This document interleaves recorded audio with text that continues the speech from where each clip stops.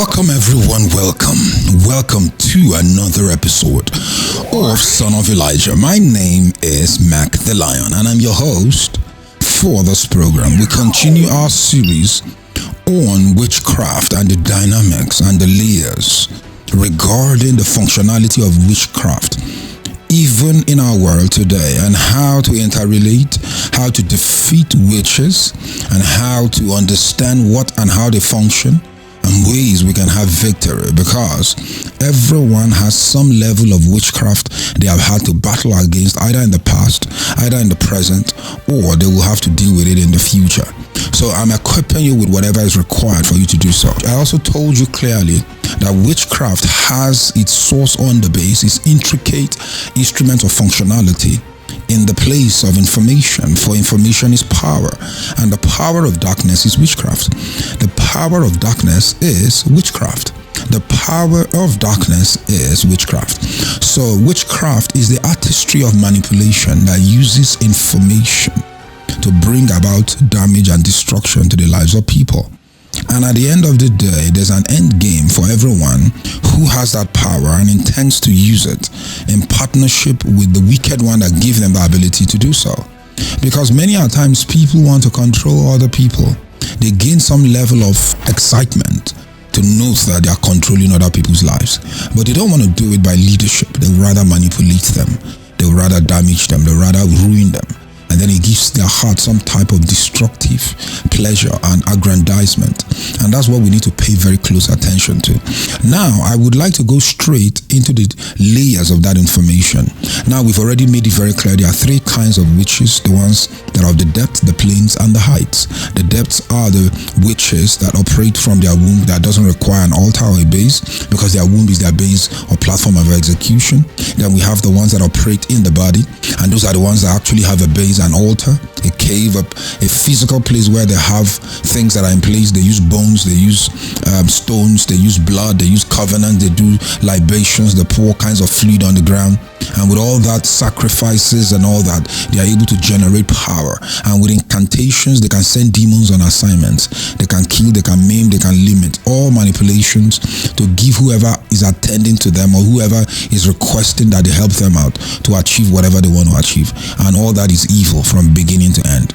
And then I made it very clear that wizards and magicians are the ones that primarily operate at this level. And that's where a lot of males operate. Just like those who operate from the base of witchcraft are purely women. And then we come to those that now operate from the height of it, and those are the ones that operate out of the mind. And that's the dynamics of those who are functioning as mediums, as clairvoyances, diviners, seances, necromancer, communicating with the dead, fortune teller, tarot card reader, palm reader, tea leaves reader.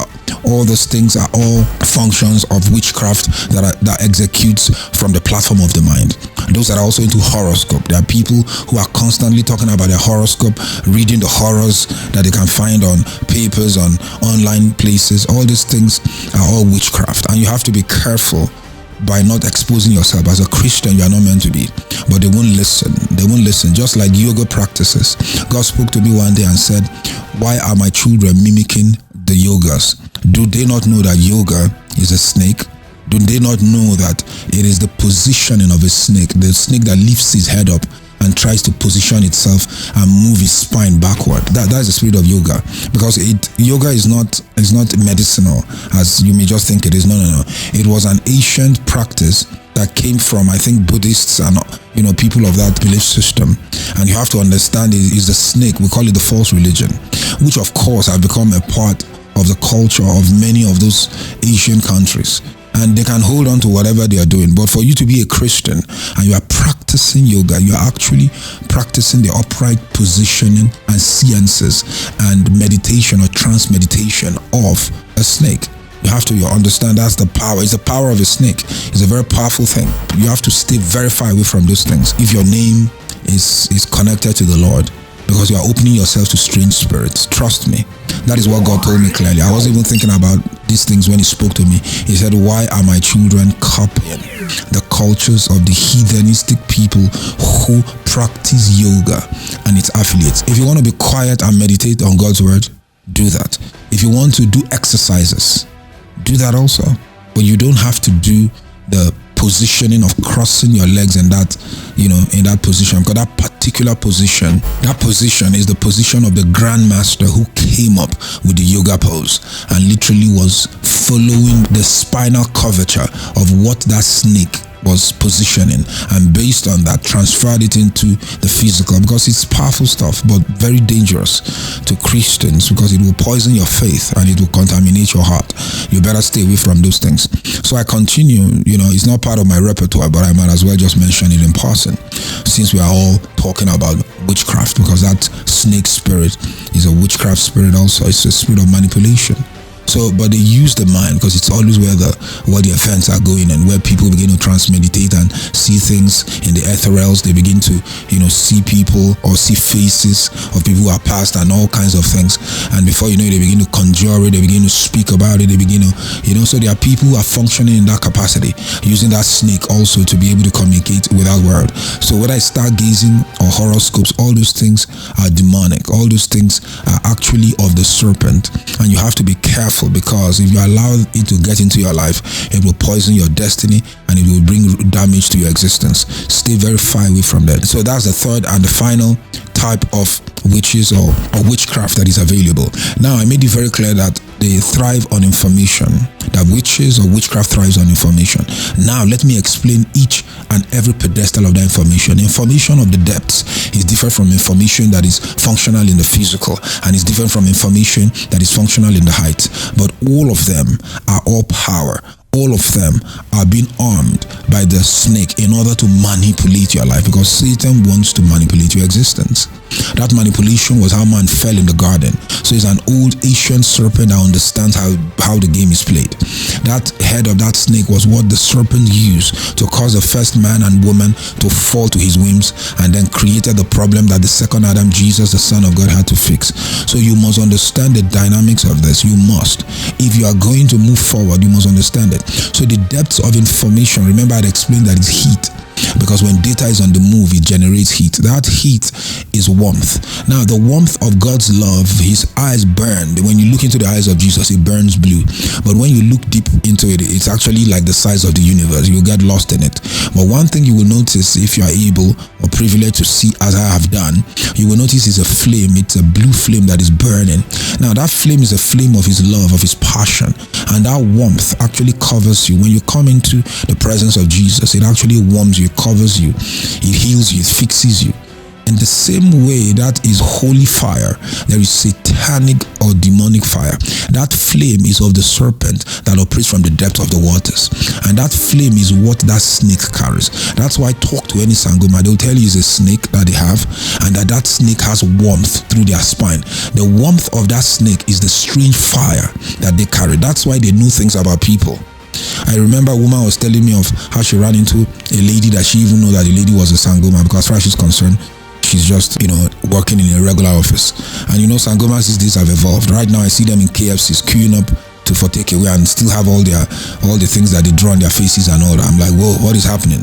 They've left the woods. What is going on up in here? So that's how they have evolved. And right now they've inserted themselves in modern day way of living.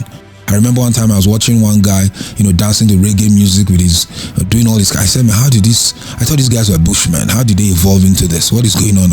And this person said, no, these are corrupted bushmen, because everything has changed now. These ones have phones, and their phones are, they're even better than mine. Seriously. And these are bushmen. Their technology is even higher than mine.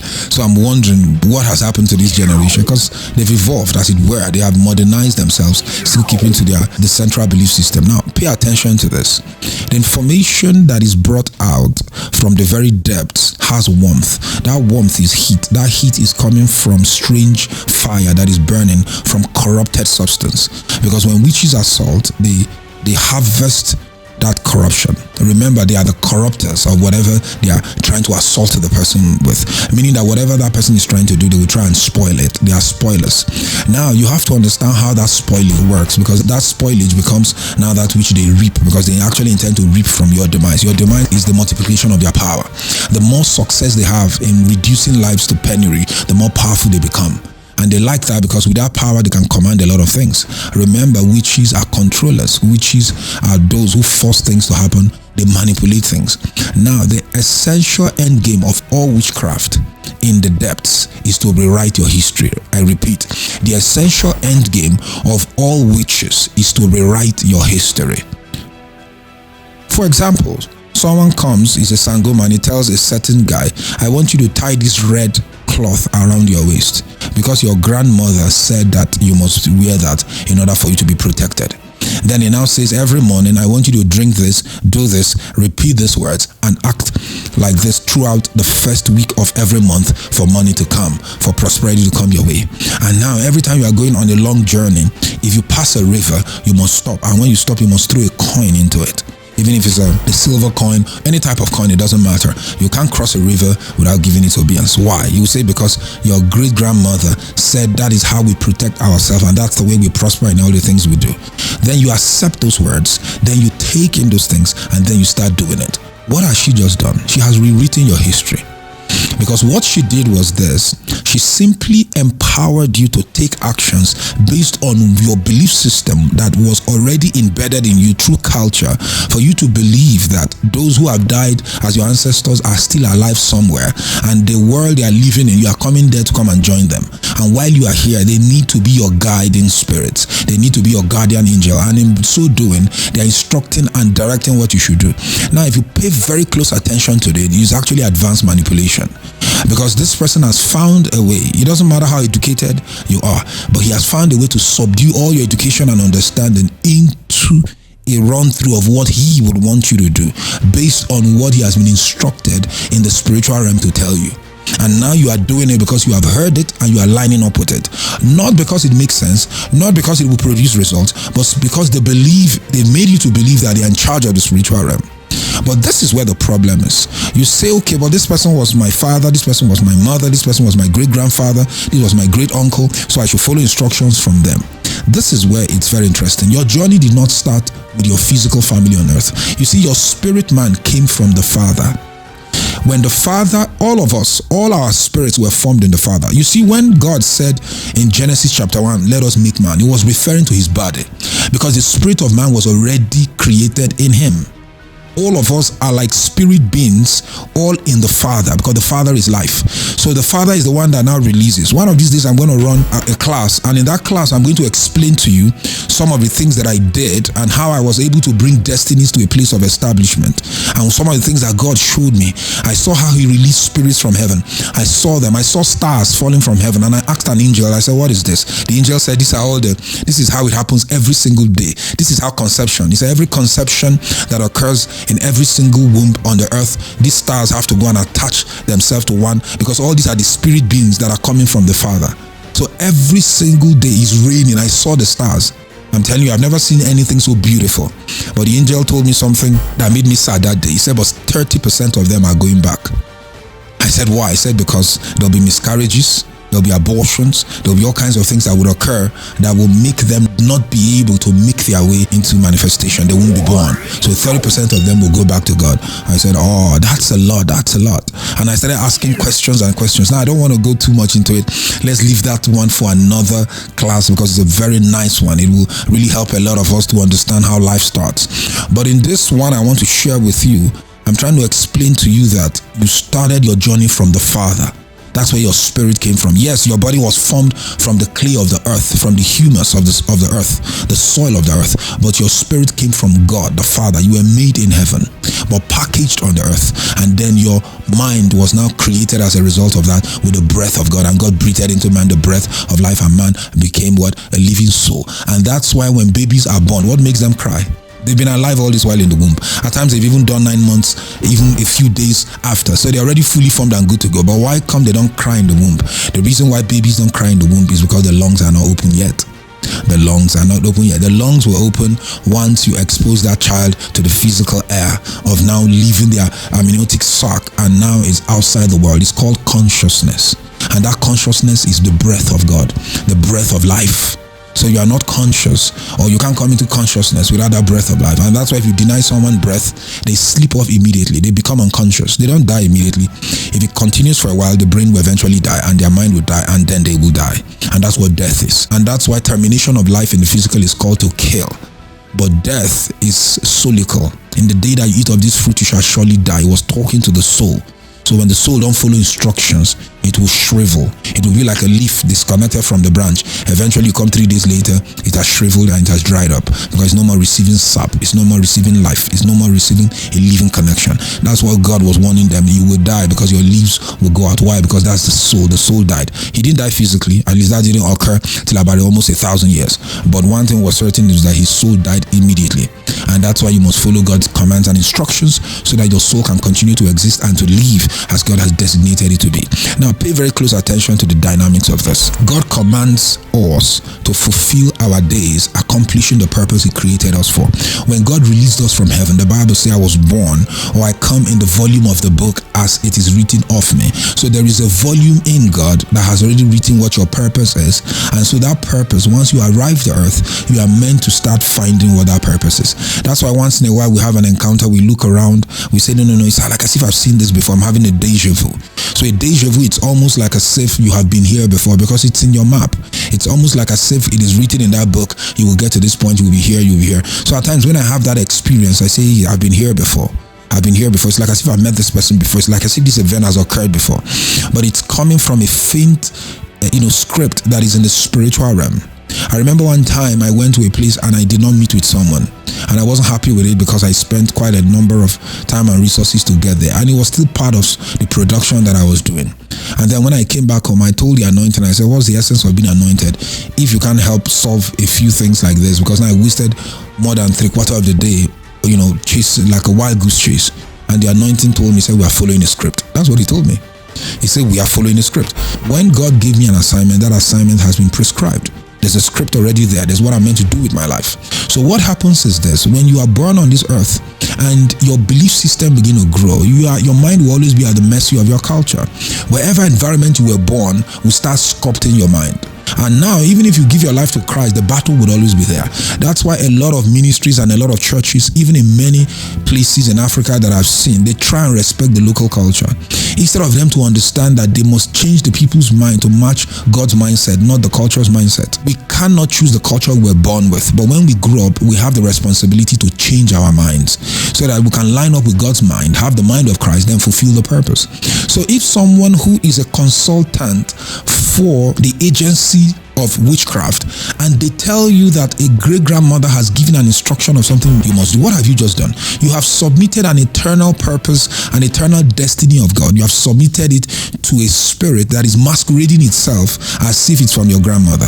Let us say it's even a true situation, which is impossible because it's given to every man to live but once, to live once, and then die, and then after that the judgment. So there is no place where they are existing from which they can give you direction, or you're either in heaven or you're in hell, but you cannot be in between, and there's no other place. So that is the only way. And the place that existed at some point, which was Abraham's bosom, which was in Hades, Jesus went there, led captivity captive, preached to them, and took all of them to heaven. So that has ended a long time. So all this rubbish message about purgatory and all this are garbage. They were created by people to get individuals to, because it's all witchcraft, is it not? You tell someone that your ancestors are staying somewhere, but they are not able to enter heaven because they are struggling and they did not live up to the good deeds of this life. So they now tell you, but if you are able to put money in this cup or put money in this basket and bring enough of it, that money will now meet up with the good works that they did not do, and as a result of that, the gates of heaven will now be open for them, and they'll move out of purgatory and now move to heaven. What a crack load of garbage. Pure unadulterated nonsense. It's not scripture, it doesn't exist. It was created by a denomination of a certain sect of Christianity designed specifically to get the people to give and bring money to God's, to their temple or to the church. And some of all these practices dates for hundreds and hundreds of years. And these things have continued even up until today. So when you hear such things, you ask yourself, how did they manage to even get to this pedestal or get this far in God with this belief system?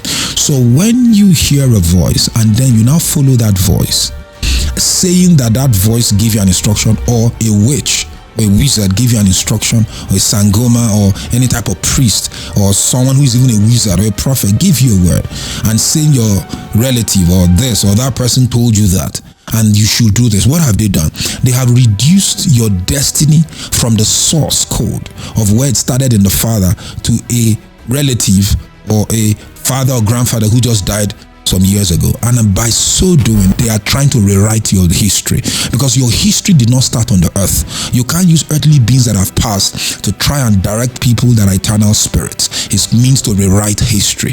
Right now in America, there are people, publications that are working very hard to rewrite history, rewrite the story of our slave trade, everything they can, because they want to keep the African Americans bound and dumb, literally. And many of them believe that garbage. If you hear them speak, you will think they are still selling slaves in America till tomorrow morning. You will not believe. It's all artistry of wizardry. Some of these publications are actually wizardry in action, because what they are doing is that they are rewriting history, and they are trying to compel people to live a certain way that is in contradiction of the originality of the belief system that is designed for their purpose to be released. And that's why you see they keep "we shall overcome," but almost never overcome. Keep struggling year after year, and yet people come from other parts of the world, come to that same nation and prosper there. And you that you're a natural born, your generation have been there for 200-300 years, you are still struggling because you believe a lie. You are being manipulated by wizards in print, who print things that are completely false, lies, and they use it to rewrite history, because they are trying to keep the people perpetually bound. They are trying to get them to believe that, see, you need reparations, you need resources, you need to be paid out, you need to be paid off, and you are waiting year after year until you die. Then your children keep waiting for a payout, and then you don't ever make anything of your life. It's all manipulation. It's all the artistry of wizardry. And then you believe these things. You accept what they say concerning some of these things. What they are trying to do, what these publications are trying to do, is to rewrite your history. They are trying to rewrite your history. That's one of the destructive power of print media. There are all kinds of books there on false religions, and they are literally controlling people. Someone said he found a book, someone said he saw a book, someone say he saw this, someone say an angel spoke to him in a cave, someone says he had this encounter, and they publish content, and people read it, and people believe it, and people live by it, but the whole thing is lies, literally. Someone was telling me about a church they belong to, and I told them, I said, that is a sect. I know that gathering of people, I wouldn't mention that group. I said, but they are not Christians, and there is no direction that would ever allow you to be a part of that and you end up in heaven. The reason is because the books the person wrote, that I said an angel gave to him specifically to now form his own church or his own belief system, I said that whole thing is powered by a Leviathan spirit. I said, I know that spirit because I've dealt with that spirit before. I've fought that spirit many times, and I've defeated it on multiple levels. And I've even defeated one that was operating on 3 levels simultaneously in one being. And that Leviathan was so powerful, was so big that it was bigger than a ship. It sat over the waters like this, and I defeated it, killed that sucker. And I'm telling you the truth, I was able to take it out of existence. And the reason I did that was because I understood how to defeat it, and the wisdom of God that showed me what was power in it. So I was able to delegitimize its existence, and then God had to strike it as a result of the fact that it's now delegitimized. So you must understand how these things function. The content that is being printed many a times in books, all kinds of books, are designed to entrap people in a belief system. And that belief system tells them this is what their history, this is what God has for them, this is what they would rather do. They believe there's a God that will give them this. Some believe there's a God that's waiting for them somewhere that will give them 70 virgins when they kill people before their time, when they blow themselves up. Some believe all kinds of things in different religious books. And many a times this content is not verifiable. And then they take it, they believe it, they ingest it, and then they run with it. The Bible says they have made lies their refuge. So many a time this print is designed to rewrite your history, but that's not your history. Your history started in God. Your history started in God, and Jesus came to restore you back to the originality of the Father that released your spirit man to the earth to accomplish your purpose. So when someone comes with a word and tells you clearly that your entity is now existing from this dimension or from this understanding, when someone tells you that your existence is now premised specifically on this particular information that is built out of lies, if you believe and ingest it and run with it, it will corrupt you. And by that wizardry, or should I say by that manipulation, you have been witchcraft. You have literally been robbed of your purpose.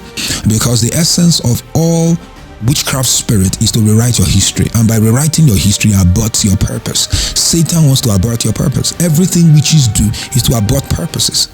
And in my following episodes, I'm going to explain and give examples of people I met, people I prayed for, whose destinies had been stolen, aborted, deleted, all by the artistry of the destructive forces of wizardry, of witchcraft, of manipulation that that was done, information, the belief, things they read. Some would say the 7 lost books of Moses, they read it. I remember a man that read it and literally became mad. And I remember one time they were running a class, and I told the man who was teaching that class, it's better to stay on the word, stay on the truth, and teach these people, but to send them to go and be reading all kinds of books in the name of knowledge and trying to get them to understand Buddhists, Hindus, and every type of religion in the world. I said it's confusion and it's destructive to the mind, because the information you consume will create problems for you in your soul. And so that's why I don't read any of that garbage. I read the word of God, and then there are people that I believe that God sent them. Then I also read their written material to add value to the value I already have, and that value has to be based out of the word of God. Of course, you can read books that has to do with the education or the craft you are learning. I'm not talking about that. That is for knowledge and growth. I'm talking about information that is rooted or designated to cultivate and culturalize you, that is designed to give you a belief system, and that belief system is what will power your existence. Because everyone is usually a sum total of their belief system. That's why if you go to every type of cultural practices, you will see that even the most educated people are there, because everyone will be subjected to that culture at the end of the day. That's why the culture you don't sign up to is the culture that cannot control you. So you must know that your history did not start with any uncle or grandmother or great-grandmother. Your history started in God. And if they know one way or the other that you and your grandmother was very close, or you and your great-grandfather were very close, that's the information they will use to lie to you. If it's an uncle you hate, they will never say the uncle said you should do this, because your uncle, 2 of you never saw eye to eye, and you hated that guy and the guy hated your guts. So why would they bring information from your uncle telling you to do this? So they won't go there. That's why this thing is manipulation. They will go to someone you love, someone that is dear to you, someone you miss, someone that, oh my granny, I lived with my granny, I grew up with my granny. Then that's where they take it from. Because remember, they are wizards. They have access to information in the depths. They have data on you. They have attending spirits. They have familiar spirits that are fully familiarized with you. And then they take that data and then present it to you. And then you said, yes, my grandmother. And you say, oh, she said that she loves you so much that you should not feel very bad about the time you broke her pot when she sent you with water for you to go and fetch water in the stream. And you say, yes, that's exactly what happened. Oh, my grandma. That's how they manipulate. The whole thing is manipulation, because that person is using attending spirits, familiar spirits, to tune, to manipulate, to move your life into a section that it was not originally designated for. And over time, you will be damaged and ruined, and your history is rewritten.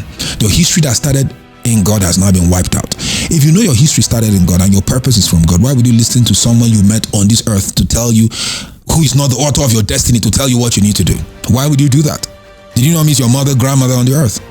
I remember as a young man, I think I was 21, 22, and I was having a conversation with my mother. My brother was there. And then my mother was trying to give direction of what I needed to do with whatever. And I told my mother, see, I don't have a problem with what you are saying.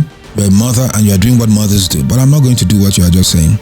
I said, I'll never do it. I said, you see, God placed you in my life to raise me, and you have played your part, and I thank you for your services, and I bless you for it. But at this point in time, my destiny is in my hands and with God. And I said, you will know in a few years if you raised a good man or a bad one, but you can't now be micromanaging my existence in my 20s. No. That mission ended a while back, because I have seen what God has for me. I have seen the purpose. And then I told my brother face to face, I said, if you listen to her and follow what she's telling you to do, not because there's any ill intent, she's just telling you based on motherly whatever, but I said it will damage you. And I told him why. I said, because at this point in time, you must take your purpose back to God. What was the debate? My mother wanted him to work in a bank. Why? Because his father was a bank chief. But in a vision I saw, God showed me that his purpose was to work in the oil rigs. And the interesting thing was that the fellow in question studied petrochemical engineering.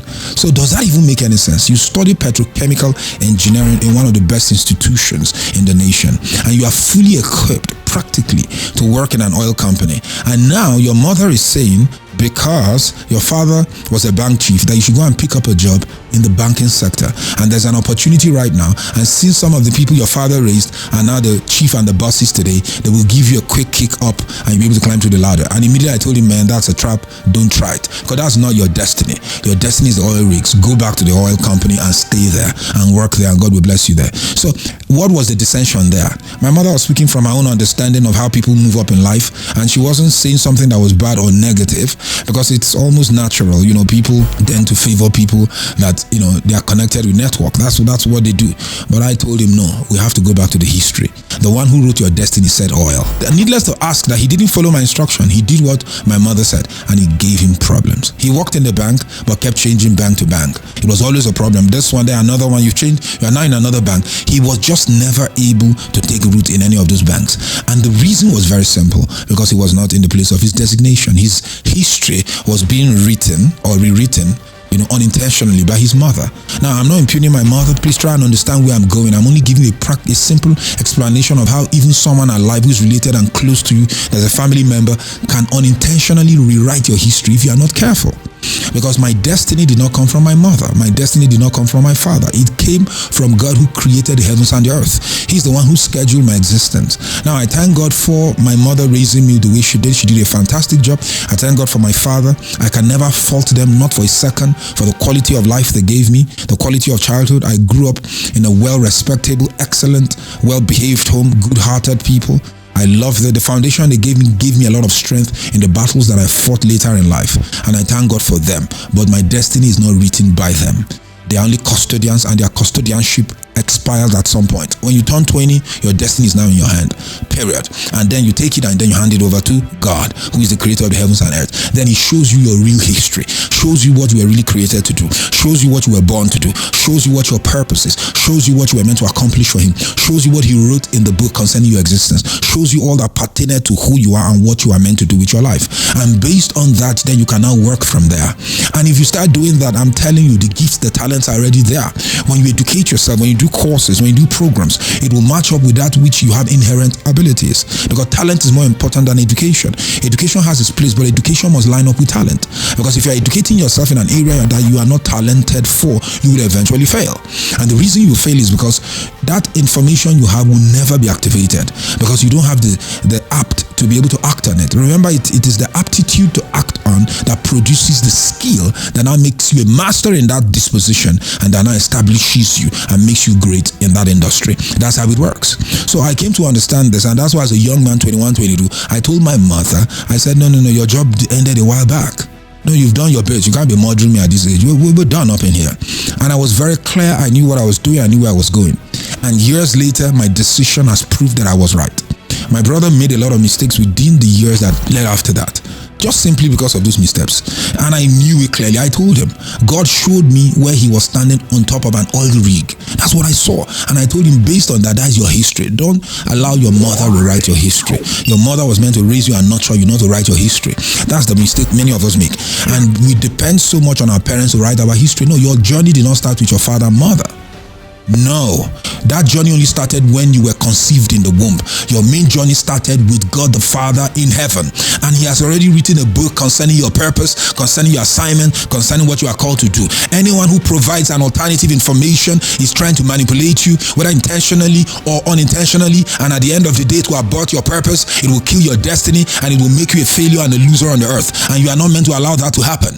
You are not meant to allow that to happen. You are meant to stand your ground and fulfill the purpose for which you were created. And that will not occur except you line up with the essentiality of what God has created and fashioned you for. It has to be a conscious decision that you make, or else you fail. That's how it works. There is nothing that will work in this life except you line up perfectly with your history. Your history starts with the Father. All things began in him. I had a vision. I said it. If you go to my first message that I wrote, and if you go up there, you can check it up there. It's called I Ain't Black.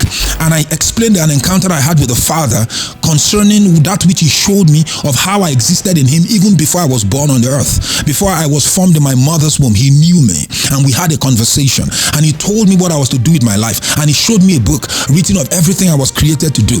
And I saw that book. I opened the first verse and the first chapter and the second chapter. I told you how I even saw my race. It's all in that video. Go and watch it. You will see that was the very first video I released when I launched this platform, and that's how I knew my race right there.